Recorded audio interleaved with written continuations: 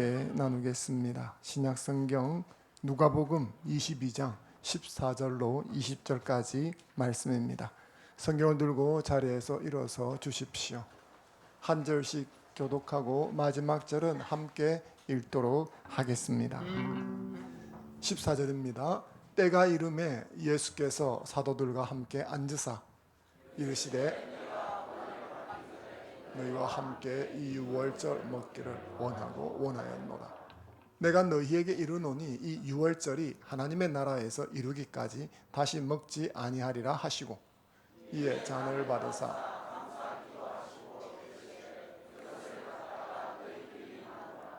내가 너희에게 이르노니 내가 이제부터 하나님의 나라가 임할 때까지 포도나무에서 난 것을 다시 마시지 아니하리라 하시고 또 떡을 가져 감사기도 하시고 주시니 내 몸이라 너희가 이것을 행하여 나를 기념하라 하시고 저녁 먹은 후에 잔도 그와 같이 하여 이르시되 이 잔은 내 피로 새 언약의 곧 너희를 위하여 붓는 것이라. 아멘.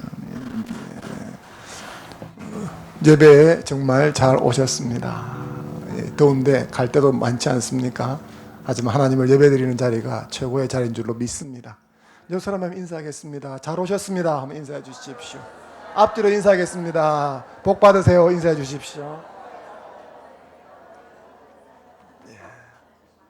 좋은 곳에 가야 복을 받습니다. 그렇죠? 하나님을 예배하는 자리에 오신 여러분들을 하나님께서 은혜와 평강을 부어주실 줄로 믿습니다. 저희는 이번 여름 기간 동안에 하이델베르그 요리문답을 통해서 성례에 대해서 배우고 있습니다. 성례는 성스러울 성자에 예식 식자를 써서 성스러운 의식이다, 그런 뜻이죠. 성례는 주님께서 제정하신 것입니다. 이 기독교의 성례는 두 개가 있습니다. 하나는 무엇입니까?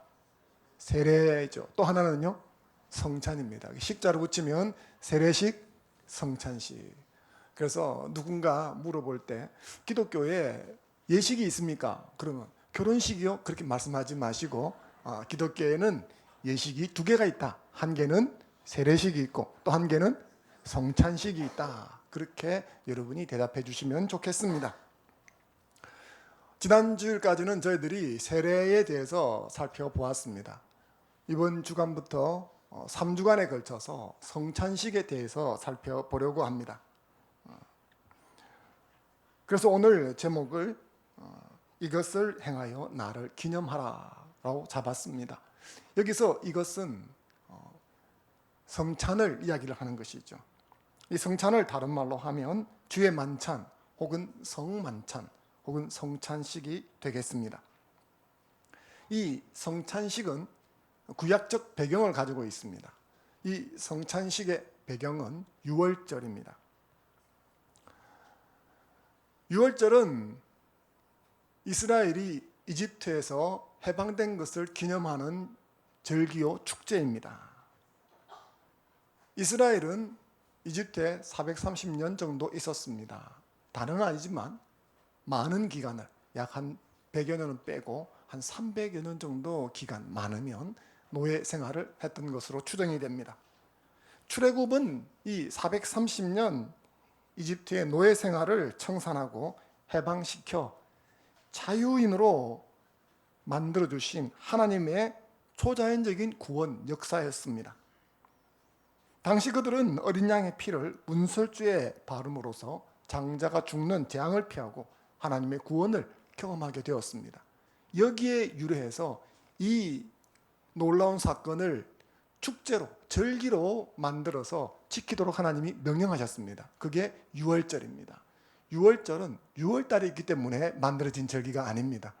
그러니까 6월 며칠 날 이게 있다 이렇게 생각하시면 안 되겠습니다.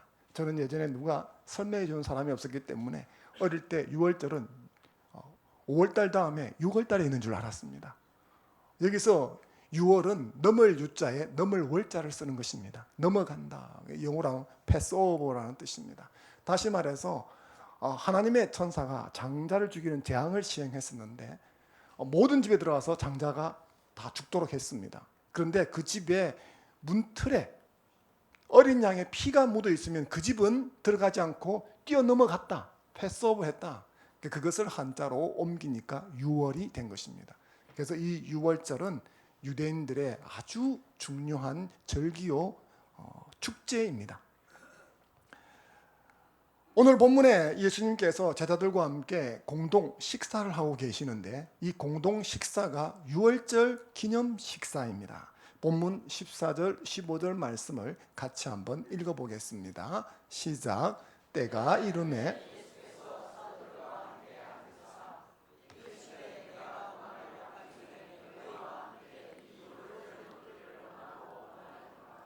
아멘. 여기서 때가 이르매라고 되어 있는데 이때는 유월절 식사하던 때이죠. 하지만 좀 더 그 문맥으로 따져본다면 이것은 예수님께서 고통과 죽음의 시간을 직면했다라는 것입니다. 고난 받으실 때 그렇게 생각하시면 되겠습니다. 그래서 내가 고난 받기 전에 너희와 함께 이 유월절을 먹기를 원했다라고 이어서 말씀하시는 거죠. 여기서 고난은 십자가 죽음을 말하는 것입니다. 십자가 죽음 직전에 예수님께서는 제자들과 함께 유월절을 지킨 거죠. 유월절을 지켰다는 것은 유월절 절기 의식에 맞추어서 함께 식사를 했다는 겁니다. 유월절 식사를 어떻게 하는 것일까? 저희들이 유월절 식사를 경험해보지 못했기 때문에 잘 알 수 없습니다. 하지만 오늘날의 이스라엘의 유대인들은 아직도 이 유월절 절기가 되어지면 이렇게 유월절 의식에 따라서 식사를 합니다. 그걸 살펴보면 그들의 유월절 식탁은 4잔의 포도주를 중심으로 진행이 되어집니다. 그 집안의 가장 아버지죠. 아버지가 진행을 맡습니다. 그리고 첫 번째 잔을 마시고 나면 음식이 나옵니다. 유월절 음식은 3가지가 있습니다. 어떤 게 있나요? 어린 양 구이가 있습니다. 그리고 쓴나물이 있습니다. 그리고 맛자라고 하는 것이 나옵니다. 맛자를 무교병이라고 합니다. 오늘 우리가 성찬 예식을 거행했는데 여러분들이 비스켓처럼 드신 것, 이게 맛자입니다. 이것은 우리가 빵집에 가서 사 먹는 빵하고는 조금 다릅니다. 보통의 빵은 밀가루에 누룩, 효모라 그러죠. 이스트를 넣어서 부풀려서 먹기 좋게 만든 것입니다. 근데 맛자는 이 이스트를 넣지를 않습니다. 그냥 반죽해서 구운 것이죠. 그러니까 먹으면 맛이 없습니다. 무맛입니다.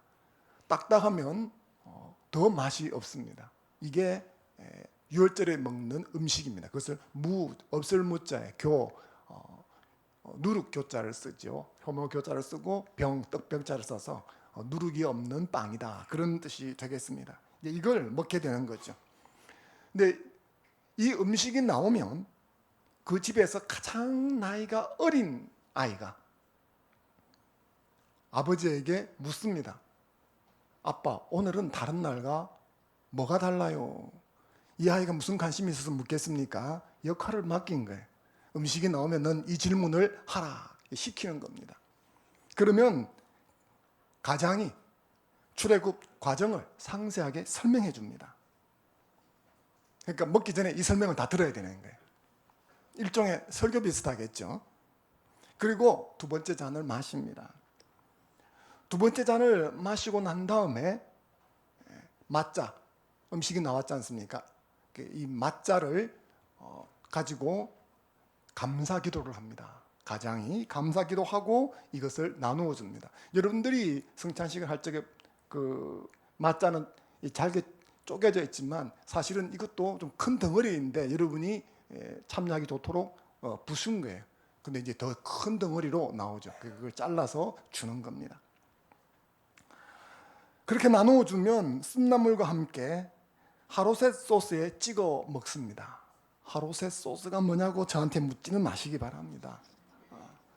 인터넷 찾아보면 나오기는 합니다. 무슨 색깔에 무슨 맛이라 그러는데 먹어본 적이 없습니다.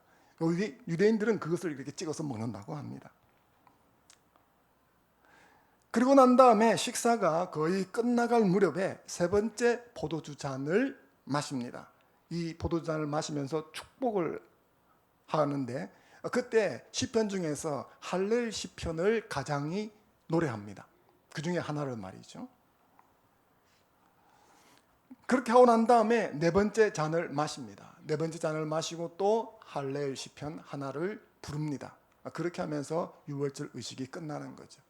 그래서 유대인 가정에서 유월절을 지키려면 가장이 하는 일이 참 많습니다. 아버지를 아무렇게나 하는 게 아니죠. 많이 배우고 공부를 해야 합니다. 이 절기를 지키기 위해서. 예수님께서 제자들과 함께 유월절을 지키는 이 장면은 오늘날 유월절을 지킨 유대인들 가정에서 이 절기 장면을 마음에 연상하면서 여러분들이 보시면 이해하는데 훨씬 도움이 되어집니다. 오늘 이 말씀을 따라서 보게 되어지면 예수님은 이 유월절을 지키기를 원하고 또 원했다고 되어져 있습니다. 왜 이렇게 유월절을 함께 지키기를 원했을까? 한번 본문 17절, 20절을 17절에서 20절까지 같이 한번 읽어보겠습니다. 시작. 이에 잔을 받으사 감사기도 하시고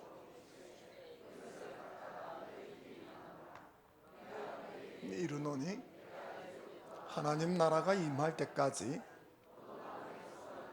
다시 마시지 아니하리라 하시고 또 떡을 가져 감사기도 하시고 떼어 그들에게 주시며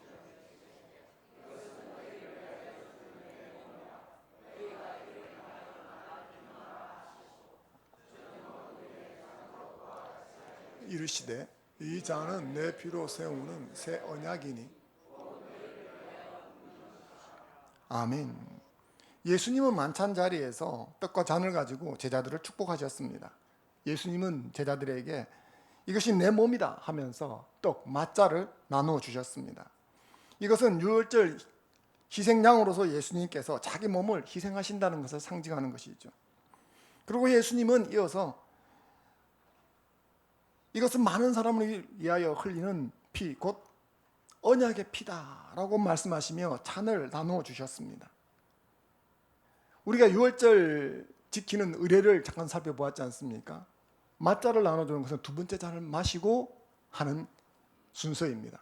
그리고 이제 또 잔을 마셨으니까 세 번째 잔을 마시는 거죠.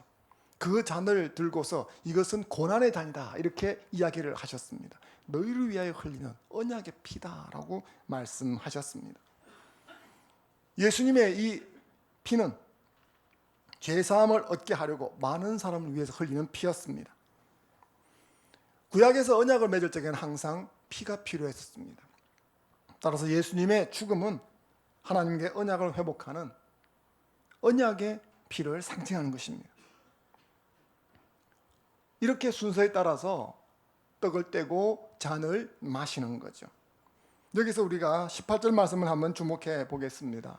본문 18절 같이 한번 읽겠습니다. 시작. 내가 너희에게 이르노니 이제부터 하나님의 나라가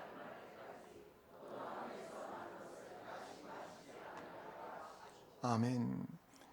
이 말씀에 의하면 지금 예수님께서 제자들과 함께 하는 이 만찬이 지상에서 제자들과 가지는 이별 식사라는 것을 알 수가 있습니다. 동시에 앞으로 하나님 나라에서 이루어질 완전한 새로운 만찬에 대한 약속이라는 것을 알 수 있습니다. 즉 다시는 너희와 같이 밥 안 먹겠다가 아니라 앞으로 언젠가 너희와 밥을 먹을 날이 있을 것이다. 그 이야기를 해주는 것이죠. 그런 의미에서 이것은 구약에서 계속 지켜왔던 유월절 식사이기도 하고 앞으로 주어질 새로운 그 식사에 대한 예표이기도 한 것입니다. 이 새로운 만찬은 유월절 식사와 아주 많은 점에서 성격이 다릅니다. 구약에서부터 이어온 유월절 식사는 속죄의 희생양의 필요성을 강조를 합니다. 하지만 예수님께서 지금 제자들과 함께 보여주는 이 새로운 만찬은 속죄받은 사람들이 하나님과 가지게 되는 교제를 강조합니다. 구약에서부터 내려왔던 이 유월절 식사는 옛 언약 속에 속해 있습니다. 하지만 예수님께서 제자들과 함께 보여주시는 이 새로운 만찬은 새 언약 속에 들어 있습니다. 옛 언약은 율법에 대한 준수로 유지가 되어집니다. 그래서 내가 이 유월절에 참여할 자격이 안 된 사람은 유월절에 참여에 못 들어오는 것입니다. 하지만 새 언약은 율법의 준수로 유지되는 것이 아니라 은혜로 유지가 되어지는 것입니다. 인간의 연약함에도 불구하고 다시는 깨어질 수 없는 언약이라는 특징을 가지고 있습니다. 이것이 예수님께서 제자들과 함께 보여주신 새로운 만찬의 특징입니다. 예수님께서는 이렇게 이 고난받기 직전 저녁에 새롭게 성찬 제도를 제정하셨습니다. 이 제도는 하나님 나라에서 이루어질 영원한 만찬의 지상 버전이라 할 수가 있습니다. 그리고 예수님은 이 성찬식을 계속 행해서 나를 기념하라고 명령하셨습니다. 19절 말씀을 같이 읽어보겠습니다. 19절입니다. 시작. 또 떡을 가져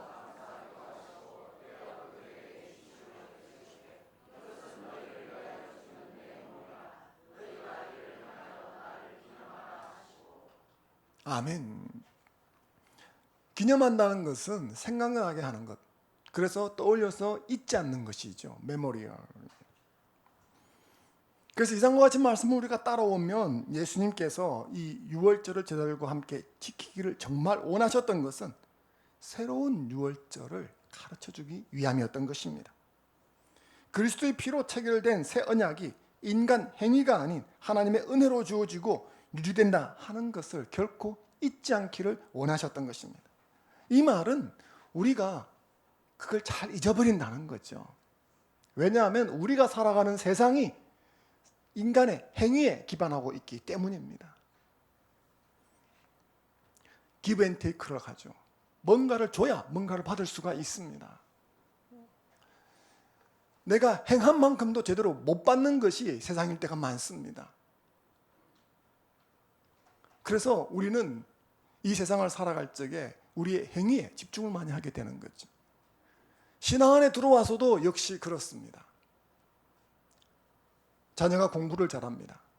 부모님 말씀을 잘 듣습니다. 남편의 사업이 승승장구를 합니다. 하는 일마다 잘 됩니다. 가족 안에 불화가 없습니다. 아픈 사람도 없습니다. 건강합니다. 여러분의 가정이, 오늘 예배를 드리는 여러분의 가정이 이와 같은 복을 받아 누리기를 바랍니다. 그런데 내 가정이 이런 복되다라고 할 적에는 이런 생각들이 있죠. 내가 성경을 많이 읽는다. 기도도 많이 한다. 전도도 열심히 한다. 교회 생활에 정말 목숨을 건다. 그러면 뭐죠? 이런 복이 오는 게 이해가 되는 거죠. 내가 성경도 많이 읽습니다. 기도도 많이 합니다. 누가 돈 주지도 않는데 열심히 전도합니다. 교회가 부르지 않아도 옵니다. 그런데 자녀가 삐뚤어집니다. 말을 안 듣습니다. 남편의 사업이 막다른 골목에 다다릅니다. 경제적으로 너무 위태롭습니다. 가족들 가운데 아픕니다. 중병이 듭니다. 그 때문에 경제가 휘청거립니다. 가정 안에 우환이 그칠 날이 없습니다. 그러면 이런 생각이 드는 거죠. 내가 성경도 많이 읽고 기도도 많이 하고 하나님 일도 열심히 하는데 왜 이런 일이 우리 가정에, 내 삶에 생기는가? 그럼 기도를 더 많이 해볼까? 지금까지 기도를 30분 했는데 이제부터는 1시간 해야 되겠다. 성경은 지금까지 10장 읽었는데 30장 읽어야 되겠다. 그래서 그렇게 했습니다. 근데 자녀가 삐뚤어지는 게 아니라 폭발을 해버립니다. 그럼 어떤 생각을 합니까? 그렇게 했는데 왜 이런 일이 일어나는가? 이해가 안 되는 거죠. 왜 그럴까요? 우리가 생각하는 사고방식이 행위에 근거하기 때문인 것입니다. 그런데 하나님의 나라는 행위에 기반하지 않습니다. 하나님의 나라는 은혜에 기반하는 거예요. 이 성찬 예식은 하나님께서 우리를 구원하셨다는 징표인데 내 행위를 보고 구원해 주신 게 아니라는 거예요. 하나님의 은혜로 구원하셨다는 거예요. 하나님의 은혜로 앞으로도 구원해 가실 거라는 거예요. 근데 우리는 살아가다 보면 그걸 너무 자주 잊어버린다는 거예요. 내가 이만큼 했는데 난 그만큼 못하는데. 그게 아닙니다. 하나님이 은혜로 저와 여러분들을 붙들어 주실 것입니다. 이것을 기억하라는 겁니다. 잊어버리기 때문에 자주 기억하라고 하는 것이에요. 이것이 새 언약에 담겨 있는 것입니다. 주님은 제자들과 함께 이 지상에서 첫 번째 성찬식을 거행하셨습니다. 주님은 이 성찬 예식을 통해서 제자들에게 죽을 수밖에 없는 인생들을 죄에서 구원하는 예수 그리스도의 메시아 사역을 약속해 주신 것입니다. 너희의 행위와 상관없이 내가 구원하리라. 그 새 언약을 언약의 피로 약속해 주신 것입니다. 이것을 잊지 않는 저와 여러분이 되면 좋겠습니다. 이것을 하이델베르그 요리문답 75문이 다루고 있는 것입니다. 75문을 주보에 보시면 적어 놓았습니다. 제가 75문을 읽으면 여러분이 답을 읽어주시면 좋겠습니다. 질문하겠습니다. 그리스도께서 십자가 위에서 이루신 단번의 제사와 그의 모든 공효에 당신이 참여함을 성찬에서 어떻게 깨닫고 확신합니까?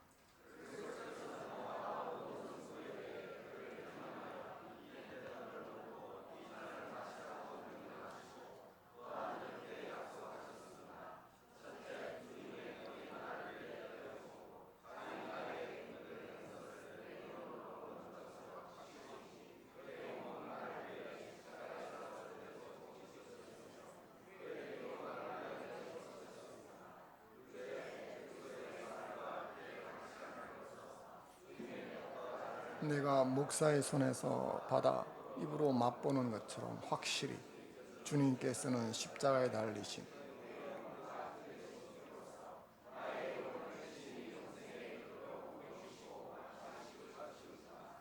아멘.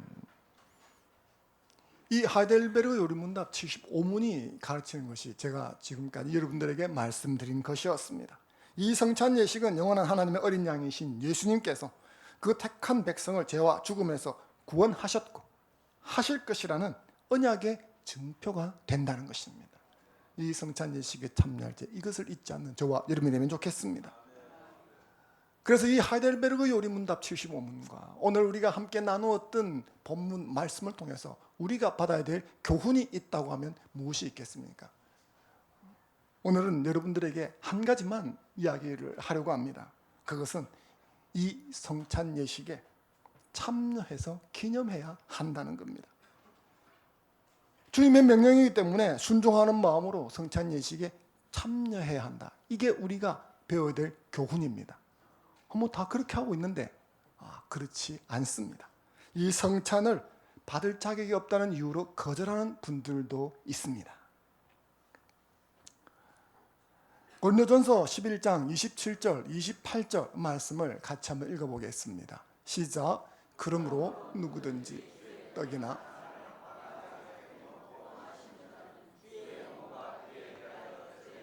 것이니라. 사람이 자기를 살피고 아멘. 성찬을 거절하시는 사람들 중에 이 말씀을 근거로 드는 사람이 많습니다. 거룩한 삶을 살지도 않으면서 성찬에 아무렇지도 않게 참여하는 것이 고린도 교회의 문제였습니다. 하지만 이 말씀을 근거로 성찬 참여를 거절하는 것은 하나만 알고 둘은 모르는 어리석음입니다. 자기를 분별하라 하는 이 명령은 성찬 참여를 위한 조건입니다. 그런데 자기가 성찬 받을 만한 준비가 안 되어 있으면 성찬을 거절하라는 근거 구절은 아닙니다. 사실 딱 해놓고 한번 생각을 해보십시오. 오늘 저희는 성찬식을 거행했습니다. 여러분들은 성찬식에 참여하셨죠. 그런데 우리 중에 성찬에 참여할 만한 자격이 있는 자가 몇이나 될까요? 저희 교회에서는 성찬식을 거행하면 한 주간 전에 공지를 합니다. 그러면 여러분도 지난 주간 공지를 받으셨기 때문에 한 주간 성찬에 참여할 준비를 하고 오셨겠죠. 그러면 그 한 주간 동안 도무지 죄를 안 짓고 오셨습니까?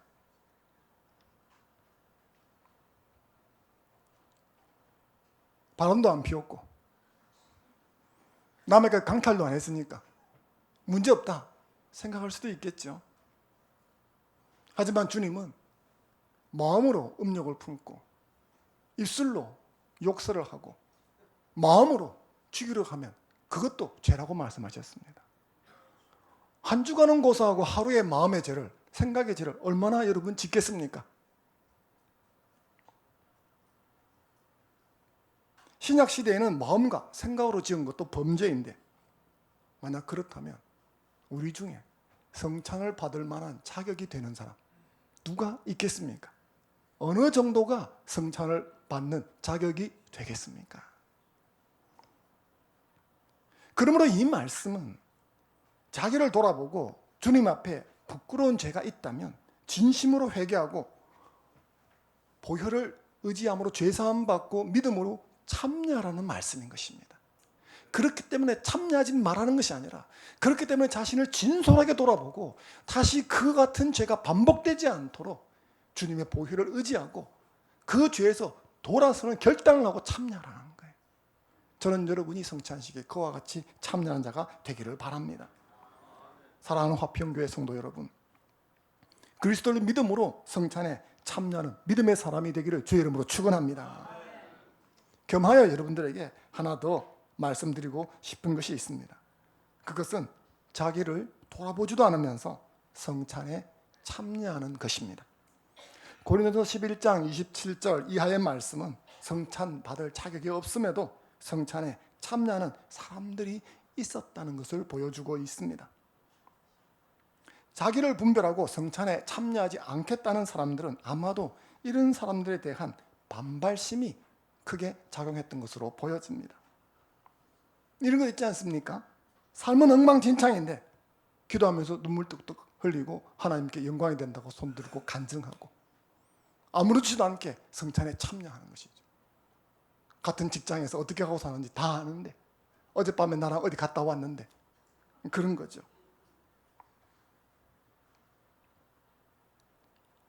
우리가 보아도 좀 역겨운 거죠. 생각해보면 그런 사람은 스스로 안 해야 되는데 아무렇지도 않게 그런 짓을 하면서 또 아무렇지도 않게 교회를 출입하고 성찬식에 참여한다는 거예요. 그러면 이런 분들이 왜 아무렇지도 않게 성찬식에 참여할까? 그것은 사회적 체면 때문입니다. 다른 사람들이 다 성찬식에 참여합니다. 근데 내가 세례받았는데 집사인데 권사인데 장로인데 저는 오늘 성찬식에 참여하지 않습니다 라고 그 자리에서 말을 한다면 옆에 있는 분들이 나를 어떻게 볼까? 무슨 몹쓸 죄를 지어서 성찬식을 참여 못하나? 바람을 피웠나? 남의 걸 훔쳤나? 옆에 있는 분들은 그런 생각을 1도 하지 않습니다. 근데 내가 그 생각이 드는 거예요. 내가 성찬에 참여하지 못하면 옆에 있는 사람 나를 어찌 보겠나? 그래서 아무렇지도 않게 성찬식에 참여하는 거예요. 주님은 1도 의식하지 않습니다.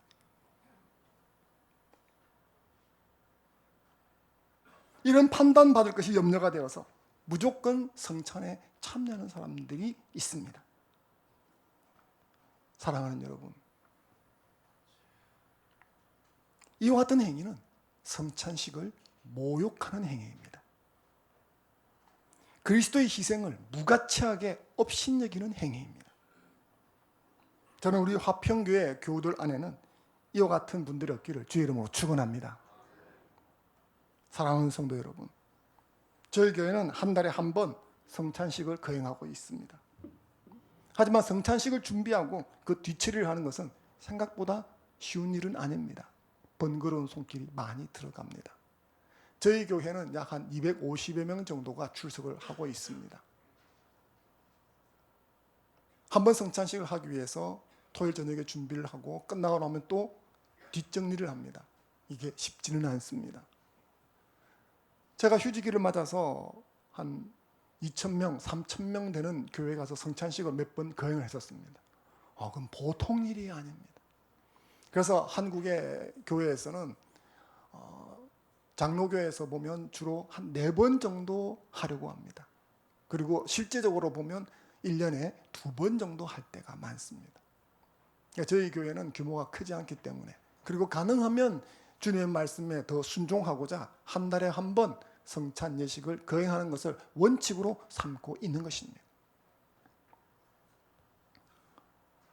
그래서 이 성찬 예식을 한 달에 한 번 할 수 있는 것도 참 감사하다 생각이 듭니다. 하지만 그렇기 때문에 좀 자주 하는 것처럼 보이는 이 성찬 예식을 가볍게 소홀하게 여기지 않는 여러분이 되시면 좋겠습니다.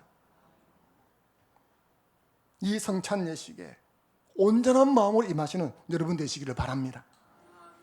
우리의 행위가 아니라 오직 은혜로 구원하시는 하나님께 감사하는 마음으로 이 예식에 임해 주시기 바랍니다. 자신을 돌아보며 이 큰 은혜가 모욕당하지 않도록 삼가 조심하는 마음으로 이 성찬 예식에 참여해야 될 줄로 믿습니다. 무엇보다도 주님의 명령이기에 순종하는 마음으로 이 성찬 예식에 참여하는 여러분 되기를 주의 이름으로 축원합니다. 우리는 어떤 특별한 날이나 기념할 만한 날이 되어지면 기념하기 위해서 특별한 음식을 먹습니다. 생일날 아침에는 뭘 먹습니까? 미역국을 먹습니다. 왜 먹나요? 잘 모릅니다. 그냥 생일날 아침에는 미역국을 먹습니다. 엄마나 산모가 먹는 것은 이해가 됩니다. 근데 내가 왜 미역국을 먹는지는 잘 모르겠지만 생일날 아침에는 뭘 먹습니까? 미역국을 먹습니다. 설날 아침에는 뭘 먹습니까? 떡국을 먹습니다. 왜 먹습니까? 역시 잘 모릅니다. 그냥 먹어왔습니다. 떡국을 먹으면 한 살 더 먹는 거죠. 그래서 어릴 적에는 떡국을 2그릇, 3그릇 먹으면 나이를 많이 먹는 걸 생각하고 먹었던 그런 경험들이 있을 겁니다. 이것들은 기념하게 하고 생각나게 하는 것이죠. 그래서 미역국 하면 자동적으로 뭐가 떠오릅니까? 생일이 떠오릅니다. 떡국 하면 뭐가 떠오릅니까? 설날이 떠오르는 거죠. 그런 것처럼 주님께서는 그리스도인이 기념해야 될 식사를 주신 것입니다. 예수님께서 제자들과 함께 유월절 식사 자리에서 이 성만찬식을 제정하신 것이죠. 받아 먹어라, 받아 마셔라, 그렇게 명령하시면서 교회가 이것을 행하기를 원하셨습니다. 왜요? 미역국 하면 생일이 떠오르고 떡국 하면 설날이 떠오르는 것처럼 성찬식 하면 떠올리기를 원하는 것이 있었기 때문입니다. 그게 뭐겠습니까? 바로 은혜입니다. 은혜, 언약입니다. 내가 너를 은혜로 구원했고 내가 너를 은혜로 구원시켜 갈 것이다. 이걸 잊지 말라고 하는 거예요. 우리가 살아가면서 너무 자주 잊어버리니까 이 예식을 통해서 기억하게 하는 거죠. 내 생일도 바쁘면 깜빡 잊어버리지 않습니까? 근데 아침에 미국이 턱 하고 나옵니다. 난데없이. 그러면 묻는 거죠. 누구 생일인가? 그제서야 기억하는 거죠. 성찬 예식을 통해서 하나님의 은혜가 나를 지배한다는 것을 기억하기를 원하셨던 것입니다. 그러면 저는 여러분들이 성찬 예식에 참여할 때마다 하나님의 은혜가 나를 지배하는 것이구나, 하나님께서 은혜로 나를 버리지 않고 구원시켜 가실 것이라는 것을 기억하는 여러분이 되시면 좋겠습니다.